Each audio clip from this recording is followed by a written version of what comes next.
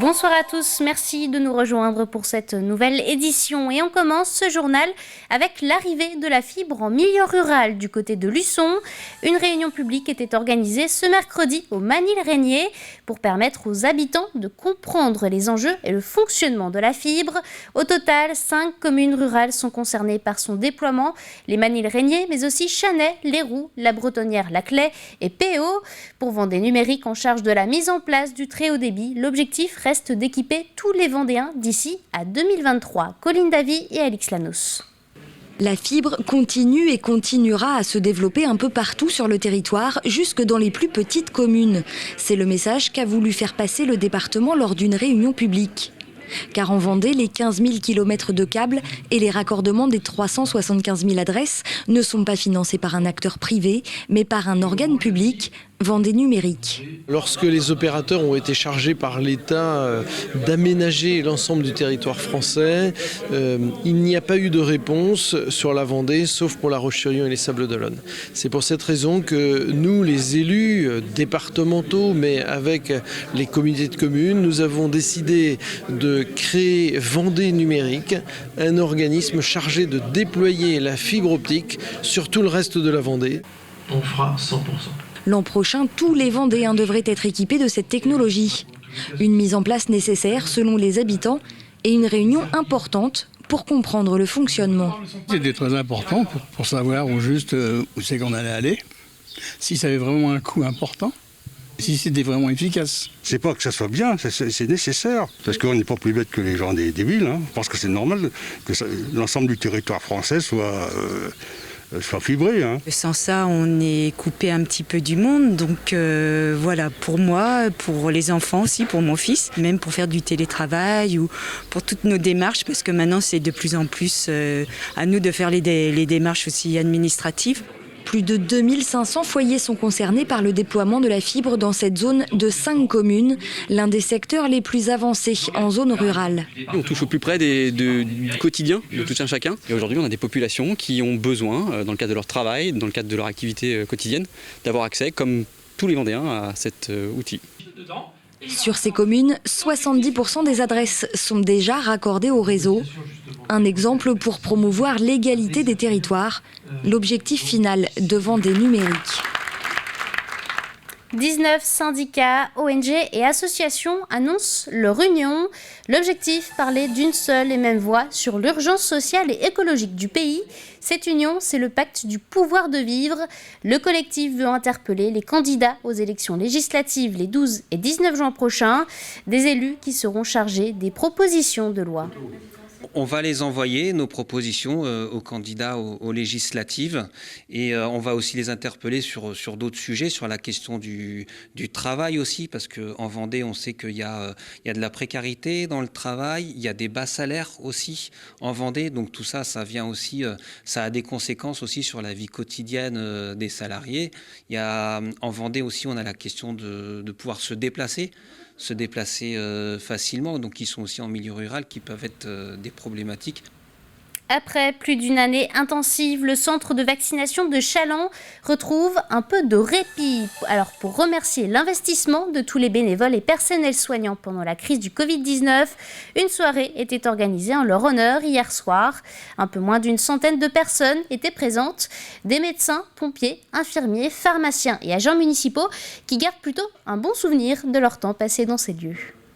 Nous avons réalisé au total entre le 14 janvier 2021 et le 24 février 2022 plus de presque 135 000 injections. Et donc nous avons des professionnels de santé, 274 professionnels de santé qui ont participé activement entre médecins, pharmaciens et infirmiers. Et le côté positif, c'est que nous avons appris à travailler ensemble avec les professionnels de santé. La plupart ne se connaissaient pas et n'avaient pas forcément l'habitude de travailler ensemble les uns avec les autres et les uns à côté des autres. Je pense que de ce côté-là, le centre de vaccination a créé quand même quelques liens. Et vous voyez, ce soir, nous souhaitions réunir l'ensemble des bénévoles, l'ensemble des intervenants pour tout simplement les remercier. Plus que quelques semaines avant les grandes vacances d'été. Si c'est encore long pour les vacanciers, pour les sites touristiques, il ne reste plus beaucoup de temps. Tout doit être prêt pour la réouverture. Au Bernard, par exemple, nous avons rencontré 2 professionnels du tourisme, le parc aquatique Auglis Park qui ouvre ses portes fin juin, ainsi que le labyrinthe de maïs des Fontenelles, des sites en pleine préparation pour la haute saison. Pierre Dalicieux.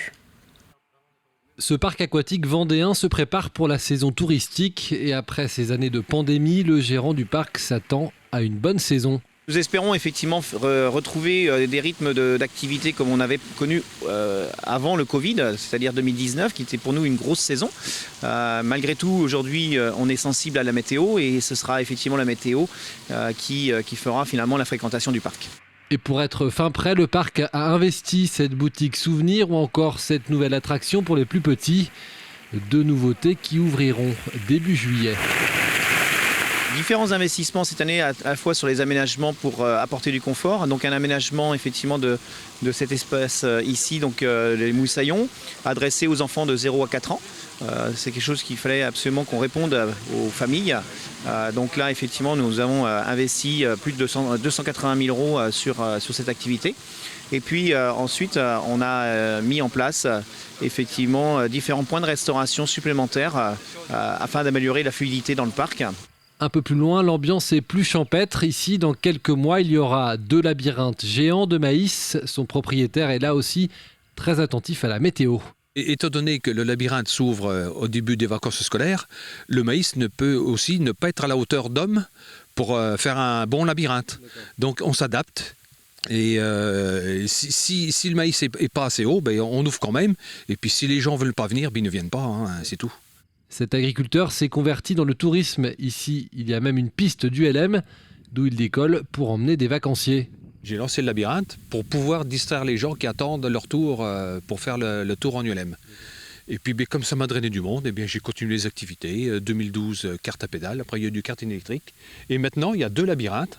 Un qui se fait à pied et l'autre se fait avec des cartes à pédale que j'ai appelées la bicarte. Voilà. Et tout ça, ça va démarrer le jour de l'ouverture, je ne sais plus combien, le 6 juillet cette année, je crois. Un peu partout, les professionnels du tourisme préparent la saison, chacun à leur manière. Et tous espèrent que les touristes seront au rendez-vous. C'est un événement qui va fêter ses 100 ans d'existence. La Mi-Carême de Mortagne-sur-Sèvre est de retour. Un rendez-vous populaire qui s'est tenu tous les ans de 1922 à 1991. Aujourd'hui, pour le centenaire de l'événement, la ville veut marquer le coup et reprendre les festivités le temps d'une journée, le 15 mai. Depuis des mois, toutes les équipes sont mobilisées pour reproduire les chars et l'ambiance des années 20, comme pour se rappeler la toute première manifestation. Une découverte signée Alexandre Debray. Qu'on les renforce, on va les fixer, les visser directement, je pense, par l'arrière, sur le plexi.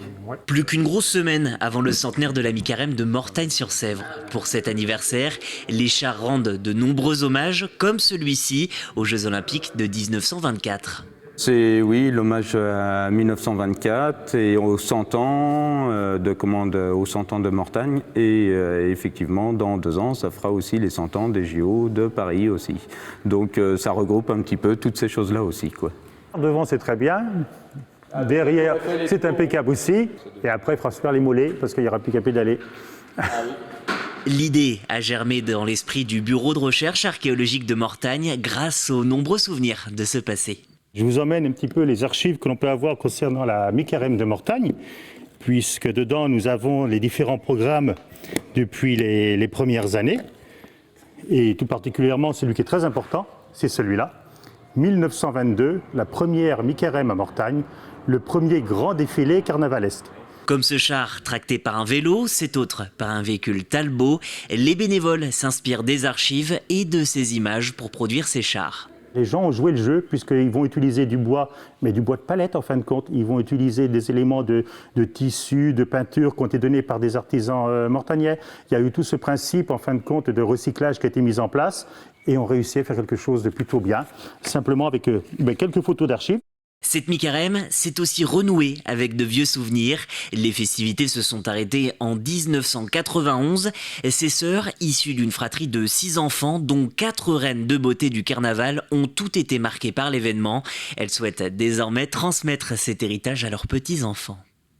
Dès qu'on a su qu'il allait y avoir une fête pour la mi-carême, tout de suite on s'est inscrit parce que pour nous c'était une grande valeur, sachant que nos parents ont été carnavaliers très longtemps.